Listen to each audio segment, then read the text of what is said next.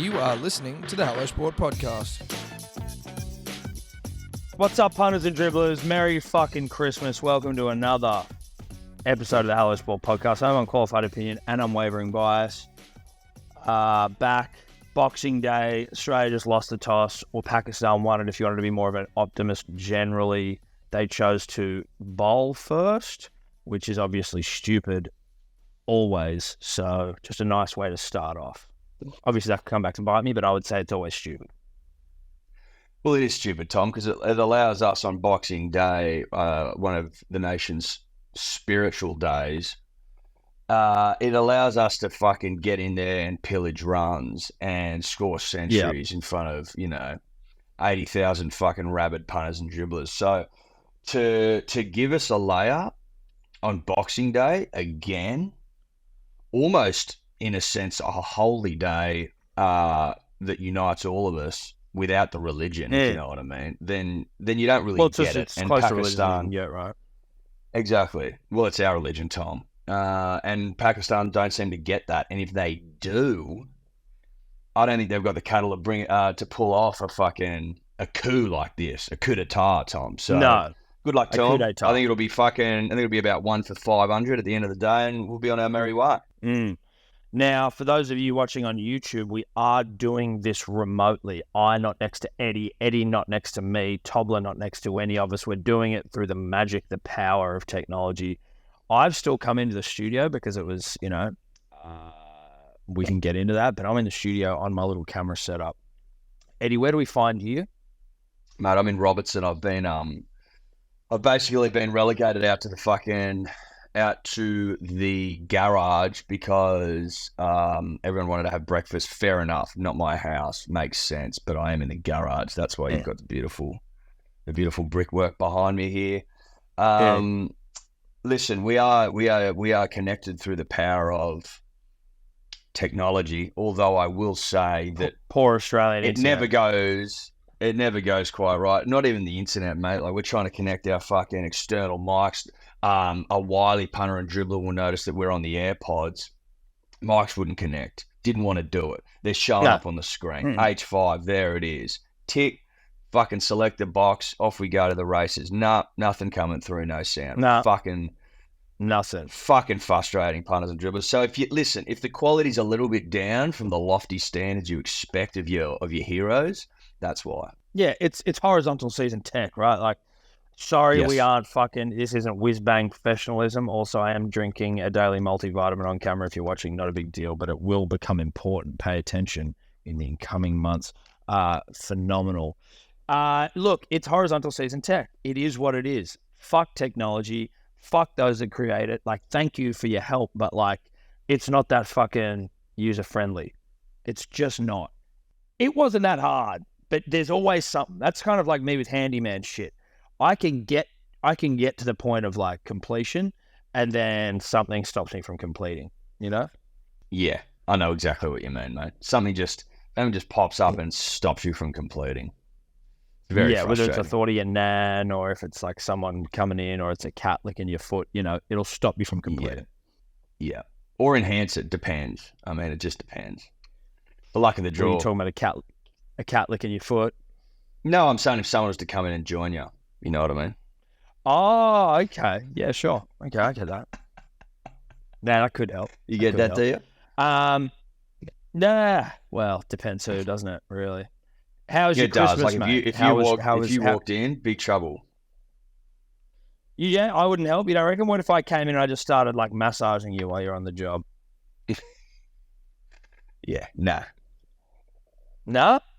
No, mate, not What for me. about if I was? What about positive? What about positive like pep talk, like reinforcement? Like, come on, Eddy. See, listen, horizontal season tech, missed your whole bit there, mate. Missed your whole gag. Shit, dude, it wasn't even a gag. Well, I mean, listen, I'm disappointed. Sure, I'm disappointed. The people at home will know, but they won't obviously get the reaction that we're all hoping, which is rapturous applause. I just had a testy pop as well. Fucking hell, it's really just, it's tough stuff. Oh, tough stuff. So But Merry I'm cutting Christmas, out on Merry you, Christmas, am I? mate. No, you're all right, mate. You're good. You just cut out for that brief moment. But To answer an earlier question, Tom, if you'll allow me, Christmas yesterday was good. My first Christmas with the Dumbrells, my first Christmas playing away, so to speak. Had the away kit on. Quite enjoyed it. And I'll tell you why. As much as we love our families, they fucking annoy us and they get on our nerves. And there's certain things they say that just really fucking drive a wedge into you, or a knife, or whatever instrument you want to imagine. But you know what I'm talking about, punters and dribblers. It's just people from your own family fucking piss you off sometimes. And when you play away, you're freed of that burden, completely freed of it. Everyone's polite to you because you're a guest, so to speak. Everyone was really nice. Everyone was saying nice things. Everyone was in a good mood, generally speaking, which helped. Obviously, there was bickering, but you get that in a household of all girls. It's just par for the course, so to speak. But I was treated like the guest of honor that I am, I suppose I would say. Even though I've been in and around the family for 13 years, guest of honor was still rolled out. Again, first Christmas, heaps of gifts. Heaps of presents for yours truly, which was nice because I usually don't get a whole lot. No offense to mum and dad, but like when you're playing away, you get a little bit more. And that's what yesterday was, which was nice. We made cocktails, Tom. What's frustrated me greatly is that my cocktails aren't up to restaurant grade just yet. That's really fucking starting to piss me off because I'm like, what is it? What do I need to tweak here to get them up to restaurant grade? Because that's what I want. I want to be able to roll out restaurant grade cocktails to the people. Well, let me stop you there. Let me stop you there. You don't want restaurant grade, Eddie. You want Michelin hat grade. Like, that's what you want. You want 5-star Michelin hat cocktail. Because restaurant grade, we've all had some restaurant grade cocktails, and those taste like shit. Yeah, I want 3 hats. I want to blow your fucking socks off. I want your knickers to come flying off. Yeah. Or your jocks. It doesn't matter. Yeah. I want people soaking themselves. And I'm not there yet. I intend to be, hopefully by holiday's end. But we fucking ate well, which was nice. Every year at my household, it's like roast pork, which I love, obviously. But this year was a bit different. We had a bit of ham, we had a bit of fish, we had a bit of roast beef, we had a bit of sashimi, Tom. Guess where I went? Down to Nataris, our old mates down in fucking Cronulla, used to be in Alexandria. Popped in, paid them a visit. Can report still absolutely fucking best in class. So shout out to Nataris for delivering the Christmas goods. Oh, bro. Yeah. I just went fucking hard in the paint, as much tuna as they had. I bought them out of tuna. I bought a fuckload of salmon. I bought a fuckload of kingfish. Unbelievable. And then Tim got 5 dozen oysters, unshucked, punters and dribblers, unshucked. So it's pretty good. Well, Tim's the oyster king, right? If you're going to get oysters from it, if anyone's going to bring oysters, you want it to be Tim the oyster king. Much like the Tiger King, but the oyster king. That's right. So that was nice. And then we washed it all down with Ricky Gervais's new special, which was humorous. Oh, is it good? I enjoyed it. He's so fucking clever. Fuck, he's clever. I was thinking about him the other day, and whether because you hear like a lot of comedians when they're working on new specials, they're like going around to like clubs and working it out. And I'm like, obviously Ricky, I don't fucking, but I'm like, does he do that, or does he just get up there and just fucking raw dog it? Surely he'd have to work that shit out somewhere. But he just doesn't strike me as a big like club guy. No. He doesn't. Anyway. I don't have an answer to that, Tom. He references the fact that he ran a few things by his wife. No. Yeah, okay. Interesting. Well, I'll watch it. Well, I had a little different Christmas. Won't get too much into it, but missed the Baggy Green long lunch last week with, unfortunately, Evie Rose getting fucking sick again. But this time, comfortably the most hectic of all. She got a rare... And when I say rare, like a couple of hundred kids a year get it, autoimmune disease called Kawasaki disease, which also doesn't seem like a real thing, which was hard to take at the start because I felt like I was being lied to from the outset. Hectic. She had fevers for a week, which we were told was tonsillitis. She had a huge fucking ball in her neck from a swollen gland, which they said had come down with antibiotics. Didn't come down. Friday, she had a rash all over her body. Still had this fucking thing on her neck. Still had fevers. Took her to the hospital. Crazy a mother's intuition. Like, she looked like shit. So it's not like it took a fucking mentalist to work out that she was sick, but like waking up and stuff's like, no, fuck this, we're going to the hospital. And in there, she's fucking all red. Her eyes are red. She looks fucking sick. And then they're like, oh, we think it might be this Kawasaki disease. Don't Google it. That's the first thing they said. And we're like, well, gonna Google it. It is something, it's like an autoimmune disease where your red blood cells or your blood cells become inflamed. Your immune system goes into overdrive, and the concern is that the inflammation, it's a random where it pops up over your body, but then they're like, the concern is it gets to your heart, and then we got big trouble in little Edie. So that was sort of the stress. And so then what they got to do is, there's no test for it either. So they're like, we're just pretty sure this is what it is. I'm like, okay. Like you kind of just have to wait for like all these relevant things. So then they have to give this shit called immunoglobulin, which is from blood donations. And they need to give a transfusion of that. And then they hope that will, they could describe it as like a fire extinguisher. And then after you have that, that will hopefully put it all out. And then you need to, she's got to have like heart checks. She's got to have heart checks next year. But it didn't get to her heart. Like they were doing all the fucking scans and shit. Like nothing had got there yet. But they give her this immunoglobulin on the Friday. Then we wake up Saturday morning. They're like, oh, the machine fucked up and wasn't giving it to her all night. Right. Oh, great. My God. Terrific. Yeah. And then so you got to start it again, and basically you're not considered like able to. You're not basically considered able to leave until 36 hours after you've had this shit. Like they need to see that you need to be like symptom free for 36 hours. So again, I don't give a fuck in terms of like having to be in there for a bit longer, but it was just a bit of a ball. Like it was more like we're out. Like we are out now. She got out yesterday, Christmas Day, like midday, but it was fucking hectic. It was also fucking cool to see the shit work. Like she was completely red, hands swollen, all these different symptoms. Then she has this immunoglobulin, and it's just like, it just fucking works. And I think it's called Kawasaki disease because the guy was like a Japanese dude who discovered the cure. Like they still don't even really know how it works, like how it's fixed. They're like, we don't even really know why this mixture of this like transfusion and this an aspirin works, but it just does. So like, don't ask any questions. So roll with it. So just roll with it. Just shut the fuck up and roll with it a little bit. And we were like, okay, sweet. So mate, like to be honest, like the most stressful 3 days of my life, comfortably. Like it was fucking hectic. But all's well that ends well. I will say that the staff at Randwick Children's Hospital might be the greatest people on earth. Like the way they look after kids. Dude, she came home with like more fucking toys than we gave her for Christmas. Like it was insane. It was absolutely insane. Brand new Bluey toys, brand new fucking puppy. She got 2 fucking mermaid Barbies. She got an Elsa doll. She got something else. And I'm just like, fuck me dead. But like, again, they're just like the way they interact with kids who are really sick and who like are scared and who, you know, just trying to like distract them and calm them down. It was hectic, but it was also like, you're just going, Jesus Christ, these people are incredible. So shout out to the nurses. And also like, truthfully, because it was stressful, but then I was like, she got home on Christmas. I was like, this is almost like the best fucking Christmas ever. Like there were so many families that you just like, you see that aren't going anywhere. It's fucking intense in there. And people with much more hectic shit going on.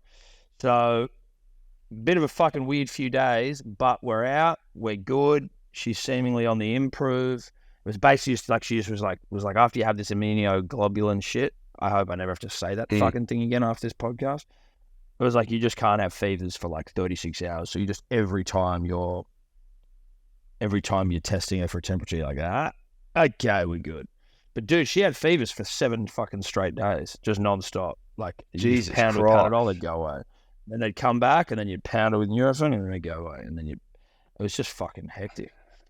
Anyway, how the so fuck that's do me, you get dude. Kawasaki disease? Well, so it's like, again, bit of a like, you can sort of, it's not contagious, so it's not something you can just pick up like on the street. Right. You can't get it from your local Wuhan wet market daycare. It's like you either need to be like, it'll either sort of pivot off of like you run down, so it's like, oh, you're a bit sick, and then for whatever reason it just triggers it, or it can just happen. But they think it was that she was sick, and then it happened. But also, what's funny, dude, and don't jump down my throats here, racist or non-racist people, which is me too. I am also not racist, but the disease does seem to be racist a little bit, given what the doctors told me. So not me being racist, not the doctors being racist. Kawasaki disease in and of itself slightly racist. They were just like, this usually is exclusive to Asian kids. Right. So don't know that why. makes it even fucking rarer. Exactly. It's like they said Asian kids, maybe sometimes Greek kids. I don't know what the Greeks are, but there's some Greek kids. And then it was like Anglos and whatever else. It's sort of like way less likely. And also, it's usually just like 1 to 5 years old. Is when you get it. Isn't it crazy that there's diseases that are that rare, particularly, obviously, and again, not racist, in Anglo kids, and they work out what it is. Like, how much shit do you need to fucking know? Like, how many diseases do you need to have in your fucking brain? Like, is it like hundreds and hundreds of thousands? Like, what the fuck is it? How can you just pick and go, I reckon that might be Kawasaki that like no Anglo kids in Australia ever get? It's crazy. Like, it's crazy to think about the way doctors go about, or scientists go about like working out what works. Like this immunoglobulin shit, I'm not entirely sure what it is, but I know that it is from blood. But like, oh, okay, well, let's just see if we mix this with like also giving them regular doses of aspirin, which is like an anti-inflammatory. See if that works. Oh, okay, it works. We're not entirely sure why, but fuck it. Let's just go with that. Shout out to Tamaki Kawasaki or something. Shout out to that guy. But it's wild. There's this movie that I watched, like I remember when I was younger, called Lorenzo's Oil. Not to get too deep into this film, but I don't remember what it was a movie about two parents whose son got this fucking disease, which all these like kids were getting, where I can't remember what exactly the disease was called, but basically it was just like you lost all motor function and you just sort of like you just became like basically like a paraplegic. You couldn't speak, not like motor neurons, but I guess maybe kind of like that in some sense. But then the parents just becoming so obsessed with this, like, what the fuck is it? What's going on? How do you fix it? Not even scientists. They like worked out the cure for this thing, and it's called Lorenzo's Oil because that's the thing that cures these kids. And now it's like they just take this oil and you're good. It's like if you get diagnosed with it, it's like, well, you just got to take this oil. Yeah. Anyway, Lorenzo's Oil, shout out to it. One final question: is he of Kawasaki fame? Like, is he like got motorbike lineage and shit? Now, this was something that I haven't had time to research for obvious reasons. Although you could argue plenty of times sitting in a hospital, maybe I did have time to research it. I don't know whether the Kawasaki name, the great Kawasaki name, Edward, is akin to a Smith in Australia. You know, I don't know whether it's just that there are great Kawasaki's everywhere, or whether this is a son of a fucking motorbike billionaire who's decided to try his hand at diseases. Marnus looks like he's crying as he sings the anthem there. I love it. Love that. I think probably more likely that the Kawasaki are great people, Tom. Yeah, proud people. A great and a proud people of doers. Of absolute doers. Like a man sees a disease, cures it. Another man sees has a need for speed and just creates like elite bikes. That's what I would say to Kawasaki's, having never met them, obviously personally, but haven't had the honor. I'll reach out. No. No. Now but that you- obviously that leads to me missing. It leads to me missing the baggy green long lunch, which again I couldn't have given less of a fuck about in the moment, given the circumstances. Now that things have started to quieten down, God willing, and they continue to do so, I'd be lying if I said that I wasn't keen to hear a little bit more. The only information I really have was a random video I saw either on the Punters and Dribblers or on Instagram of what looked like a 4 a.m. rendition of How to Make Potties, and I saw Tobler standing there in the background with a bunch of dribblers very, very late in the night. It is sort of how I would characterize what I saw. Yep. Listen, baggy green long lunch. Although we were missing a man, it went on and we marched on into the good night, and we had an absolute rip snorter. Great turnout, really healthy turnout. Everyone in a good mood. Although last year I think there was a lot more potentially of, I don't know who the fuck any of you cunts are. Not just from my perspective, but from everyone's perspective. But this year, There was a little bit. You could tell that there was friends catching up. I think this year, that's how I would describe it. It was friends catching up for an annual lunch on the longest day of the year, the summer solstice in the Southern Hemisphere. Punters and Dribblers, teammates, brothers, Tom, brothers. Yeah, everyone had the greens on. We got fucking Sam Rigney welcomed into the 11, which was a nice moment, Tom. A couple of words said, beautiful stuff.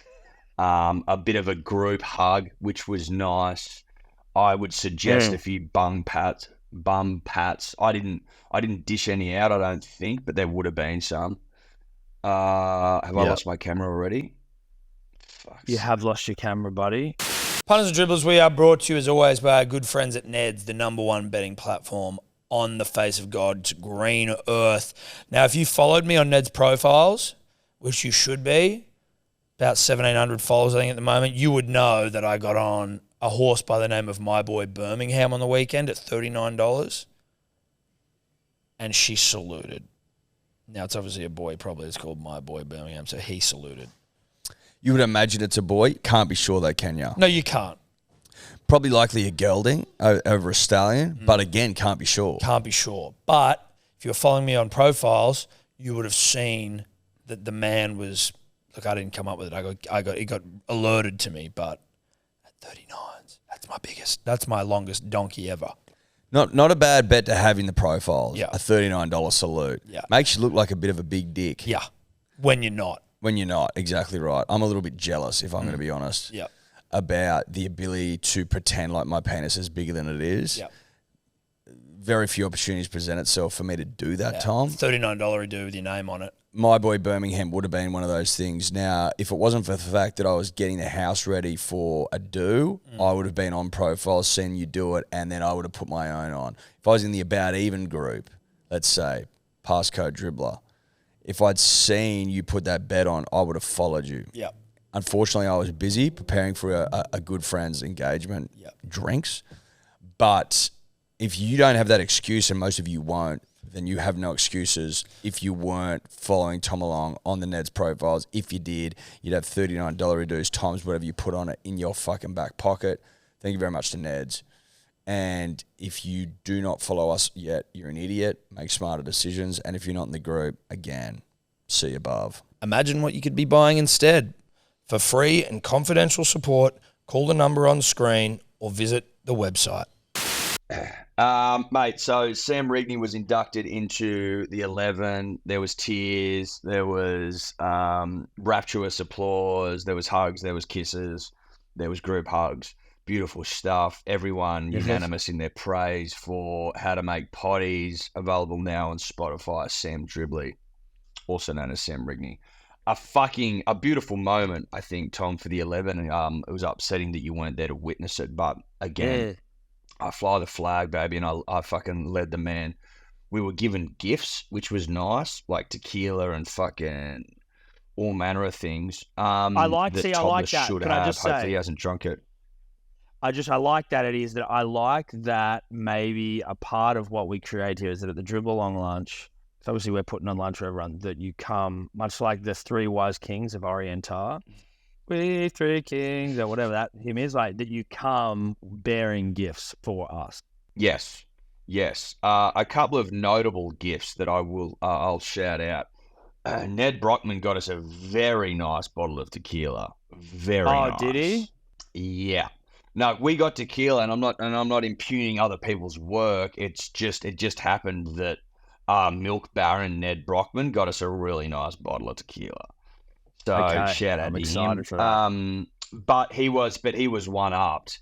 He was one up by Jason and Jorge Alday, who got us a wooden box with about 7 or 8 cigars in it, good cigars, a cigar cutter, and a fucking jet lighter, and it's got Hello Sport engraved into it. Fucking like elite, like just elite stuff. Can I ask you? Is it just a wooden box, or is that a full blown humidor? Well, we were trying to work it out. There's a thing in there that like apparently keeps the humidity down in there. Yeah, well, that's a fucking humidor, dude. That's like that's like cigar maintenance 101, dude. That's why whenever you go and get them from stores and shit, they're in like a wooden thing usually, and like you go in there. So if we've got our own humidor, that's good. We also need to, and obviously this might sound like a fiscally irresponsible motivation, but given that we can't smoke cigars in this studio, we may need to look to move out. Well, I don't know. Tobler, we have actually got a little outdoor area. I don't know if you've ever noticed it. Have you ever noticed our little outdoor area? As in just the little V next to the building, the Dude, little gap. You just wedge yourself in there. You can set up chairs and shit. Bro, I was looking at that recently. I was like, there's nothing. No one's using that space. You could put like chairs and shit out there for sure. Dude, you could backyard blitz it. We go in there with a yeah. That's actually pretty good content. I think us like taking care of our backyard. Yeah, there's just this weird. It's just there's like a little tree. There's a little tree in there, dude. It's just like where all the buildings meet, and they just haven't found a way to properly utilize this weird triangle of space. Correct, but you could get. I dare say you could get 8 blokes out there sitting down pretty comfortably. Yeah, you'd need to get flat packs though and build it in there because there's no way you're carrying a table through that little gap. No, I'm just saying it's fucking there to be pounded, and that's probably going to be our cigar area for now. Yeah, and also, who's to say we couldn't put a little gate on there? No one's using it. Just like, sorry, this is ours. Just claim it. 100%. Yeah, Couldn't agree more. I think it's a great idea.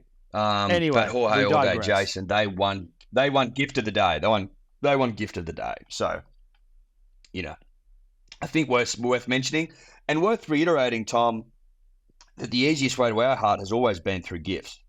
Yep. Because we have also had a lot of people hitting something like, how do I get a baggy green? And it's like, listen, you don't ask for starters. You can't ask for how you get a baggy green. You can't just do. Either we ask and then so we might say, hey, give us fucking Christmas carols. And then that damn Rigney emerges, right? But also, the funny thing about that humidor is that could have got them a baggy green on their own. Yeah, and I expressed that to them. I was like, this is obviously baggy green worthy. They were aware of that. So technically, you could argue Jason, Jorge, and the great Marcus Finocchiaro have all earned 2 baggy greens, technically, by the letter of the law. They obviously don't get a second one. That'd be stupid. No. But I'm just pointing it out to people, maybe people whose names start with N that are from Newcastle who have been begging for one, should take note of what excellence looks like and what a job well done looks like. That's all I'll say. But the boys have set the fucking tone for next year. So congratulations to them.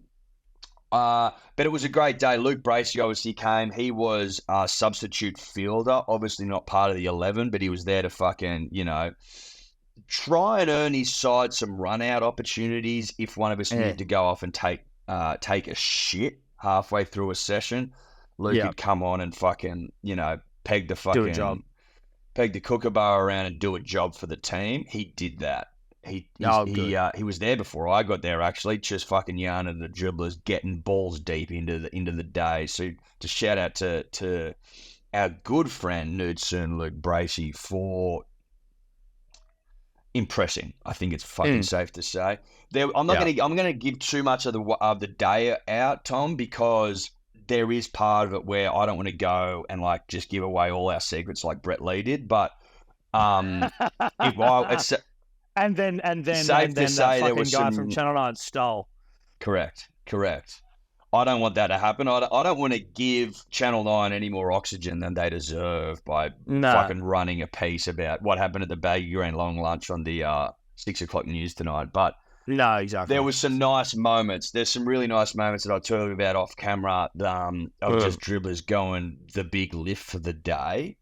We ended up back at a pub, got kicked out or cut off at I would say early. I would say too early. We then try to go find another pub, and I don't know if people know this, but 25 blokes trying to get into a pub doesn't work. They look at you and you go, fuck off. And that's basically, that was our experience of it. Tobler was trying to lead us around, almost like trying to lead us to water. In the end, it was one of our own, Sam Rigney, the newest member, who put his hand up and said, I live close by, we can nip round there, which was nice. I wasn't there for too long. I basically just reached a point where was like, I'm going to smoke bomb, and smoke bomb I did. So shout out to me for pulling it off so smoothly. But Tobler did hang around to the wee hours listening to live renditions of How to Make Gravy, or How to Make Potties. And then I think from there, Tobler, come on. I'm here. It was a magical moment. Were there tears? Oh, tears, hands around shoulders, raised glasses, just swaying, singing along. We enjoyed it so much that he actually did another rendition. In between, he did a bit of Wonderwall, and then another How to Make Potties rendition, and then finish it off with a sprinkle of Powderfinger My Happiness, and the boys were satisfied. Oh, my God. What time was this? What time of night was this? This was at 11 p.m. Okay. It's not outrageously late. What time were you there till? No, it's not. I left at about 2:30 when the boys were venturing onto their next destination at the hotel, but I got out of there at that point. Okay. Yeah, right. Smart. There was there's a couple of blokes that you could probably predict were going back for kick-ons. You know what I mean? Danny you had to Exotic. imagine who that might be. Yep. I believe Scotty Bellotti may have gone as well. Well, listen, I don't know. I haven't met Neil. So fucking. Oh yeah, I haven't met Danny Exotic. I don't think yet, or Bellotti. Maybe I met Bellotti. Anyway, I think yes. Sounds like a great day. I look forward to next year. I'm looking forward to seeing that humidor, and I'm actually looking forward to Backyard Blitz and that little triangle over there.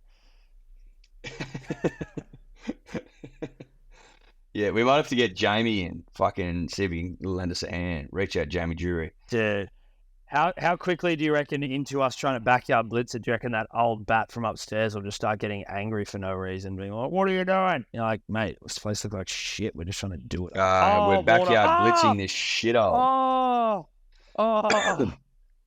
Oh my God, Pakistan just cannot field, bro. Warner just dropped off a Freedy in the slips. Dude, that was a fucking rugby league sitter. Oh, well, Jesus Christ, dude. They can't catch. Are you looking at it? Yeah. On KO, obviously. Probably a good On time to move to probably KO. a good time to mention, punters and dribblers that if you're going to watch Test cricket, if you're going to watch any cricket this summer, then if you want to watch it live and ad free on your phone, which is propped up on that's an absolute shocker, propped up on a cup of tea, then you're going to need KO. You just are. Yeah. KO are the best in the business. If you don't have it, you're a fucking idiot. I think that goes without saying. But if I didn't have KO, I wouldn't have been able to see a horrific drop there on my phone as I do a potty for the people. you also wouldn't be able to see your boys getting into their work, just taking famous catches, thanks to Macca's. Not an ad, but an ad. You wouldn't be able to see that without being on KO, which I think we're on again today, just quietly. Are we on today? I thought it was day 3 usually. Or is it day 1? I think it depends. I'm pretty sure that today's the day. I've got to double check that, but I'm pretty sure. So I mean, by the time people listen to this, they will have already missed it, but they will have seen it on our Instagram if it is today. So it's don't worry too much. Yeah, don't beat yourself up about it. But No. Tom and I, big film set guys, obviously big Macca's guys, obviously big classic catches guys. Listen, Yeah. I think most people are smart enough to realise that we've been fucked in the edit, but that's beside the point. Yeah, look, know this. We took some phenomenal catches on set. You don't get it. And to tell the tale that would bring mass appeal to the masses, obviously they had to do your boys dirty because we took some absolute fucking screamers, but they, creative fucking editing. The magic of the film industry, you wouldn't get it. They fucked us a little bit, right? You don't get They it. did. They but fucked we got us. fucked. Basically, And they were I'm just like, saying in the okay, edit. all those catches. Yeah. No, in the edit. All we're saying is when we'd wrapped our catches and we've taken, 10, 20, 30, 40 like miraculous grabs, when we're reviewing the footage, you can't help but notice that we're reviewing dropped catches, not made ones. Yes. Just want that on the public We were like- record. Just want that on the public record. We took screamers. We're big screamers, guys. While we're doing this for Cowie. We're watching it right now. Boxing Day test. Nothing better. I am, when I leave here, Eddie, I'm going to fucking get a shitload of seafood to take home to my family. Such as the hunter I am, hunter-gatherer peoples, I go and hunt fresh seafood and sashimi from a seafood outlet. But I just am so horned to get home and just watch cricket. Dave Warner, beautiful shot, but he is looking a little bit weird. He's looking a little bit nervous, Dave. I will say that, early doors. Well, it's a big day, mate. Big occasion. No Yeah. pressure because he's secured his finale, so to speak. But you want to Yeah, make but the runs press- for the no. nation on Boxing Day. Pressure. Your last Boxing Day. So pressure is there. I think every Correct. it's your last Boxing Day. It's your last Sydney.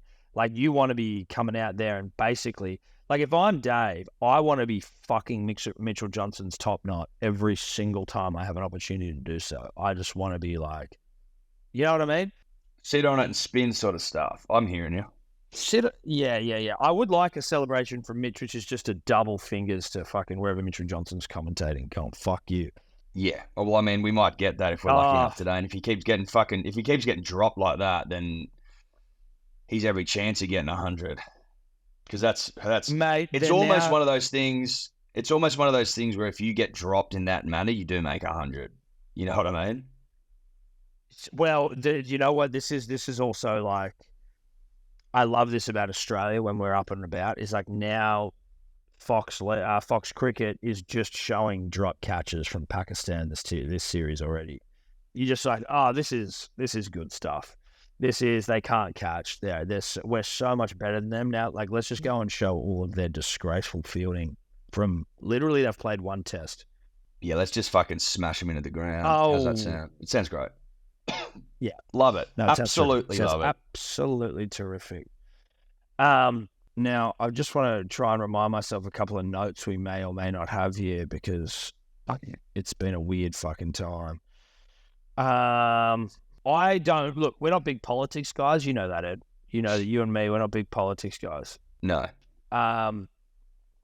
Not big politics guys, you and me, Edward, right? Never have been. Not our MO. Politics, that is.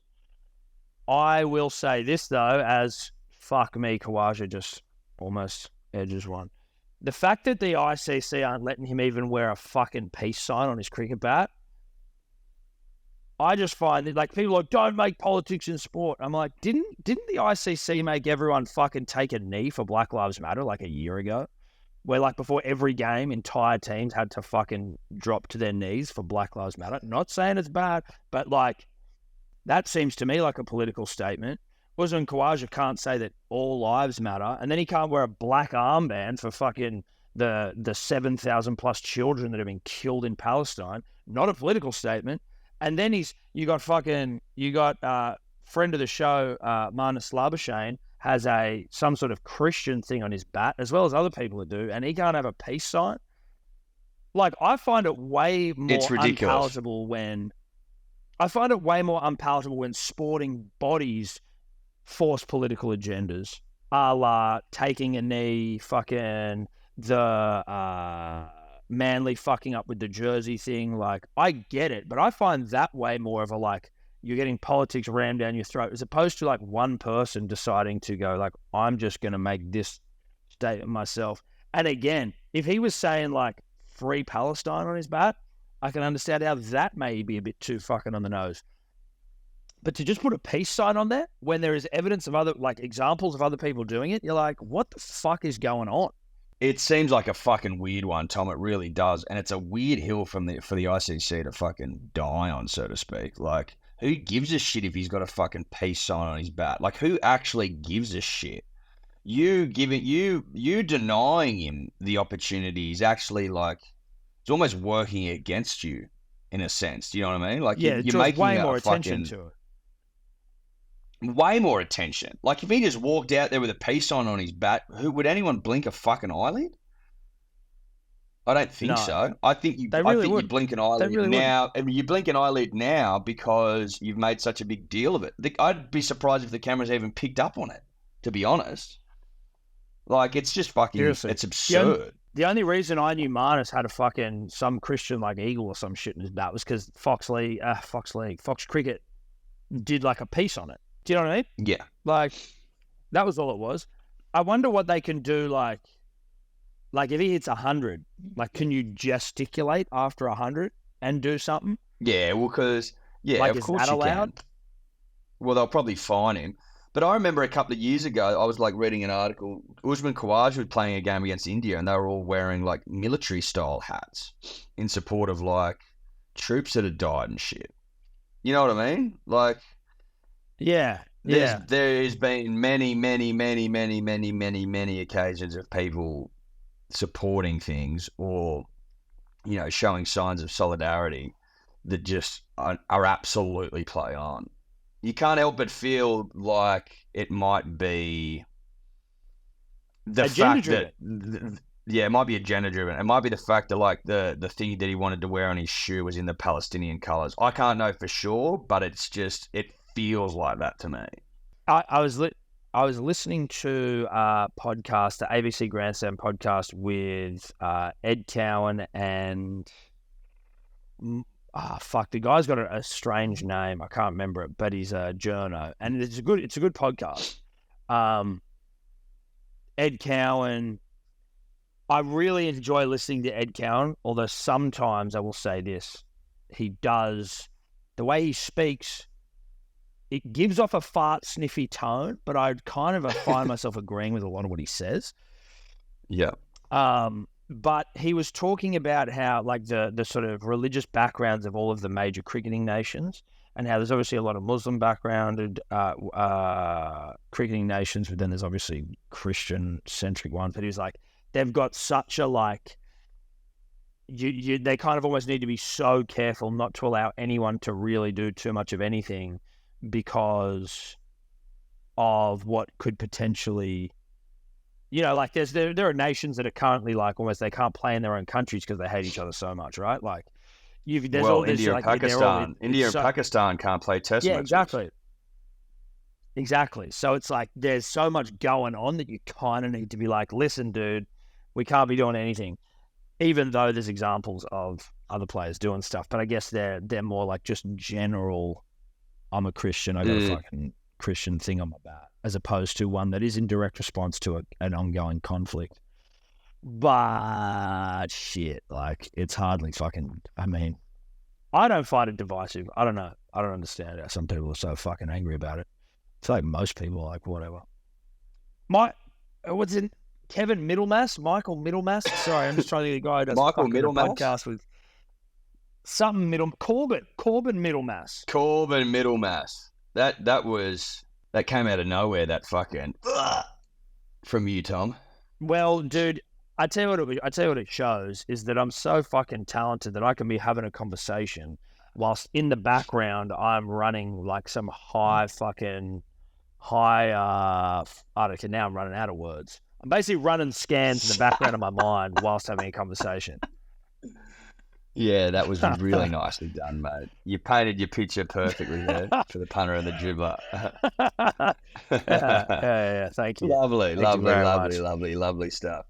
Punters and dribblers, I have got to go because I got other shit to do. So I hope that you are grateful for Tom and I and Tobler for fucking giving up part of our Boxing Day to satisfy your just insatiable fucking urge for dribble and for yarn. Hope we've done that for you. Wish you all a great fucking day. Boxing Day, I don't even know what the fuck Boxing Day means, to be honest, but obviously it's obviously it's a holy day for many. So enjoy it, bathe I don't it think in, it's a drink holy it day. in. I don't think it's a holy day. I think No, we're all right I in mean the holy day stakes. holy day for us, Tom, which is what I referenced at the start of the podcast, saying that it is our holy day. Obviously, I know it's not a holy day, but define holy. No, yeah, yeah, I could. We're not going to do this on New Year's Day, obviously, which is next Monday. Are we going to come back for maybe another Tuesday? Fucking how are ya? Yeah, we're looking at the second, weren't we, Tobler? Yeah, looking at the second. Yeah, sweet. All right. Beautiful. Much love to you all. Punters and dribblers. Also, just a quick one before we go, Eddie. The white punters and dribblers hats. Where are they? What's happened? I'm gonna peek behind the curtain here as Dave Warner plays and misses again. We sold more of the punters and dribblers hats in 14 hours than we sold in the entirety of last year for those pink ones. So, firstly, thank you very much to every one of you. It was fucking huge. We took the sale down because we were worried that our 3PL were not going to be able to cope under the fucking absurd amount of hats they had to get. So we just were like, let's put a pause on it, and then we'll kick things off again once we've got that first batch out and to the public. If you still haven't got yours yet, it's probably an Ozpost problem at this stage, and it's a very hectic time of year. So like but those, most people have got them. So we're seeing them out in the wild now. Oh yeah, we're seeing them out in the wild, all right. Unfortunately, punters and dribblers, Ozpost, they behave as Ozpost do. They deliver on time. They don't deliver on time. They lose shit. They don't lose shit. You got standard stuff beating express stuff. Listen, it is what it is.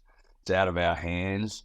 I appreciate your patience, and we appreciate your support, because you've gone the fucking big lift in a big way, and we love you for it.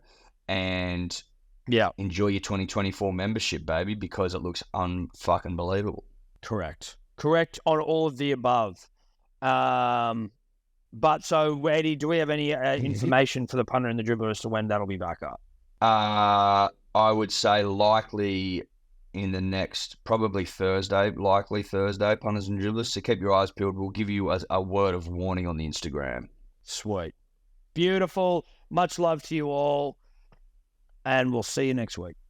Go Manly. Bye-bye. Best of Thursday. Could you two just not talk anymore?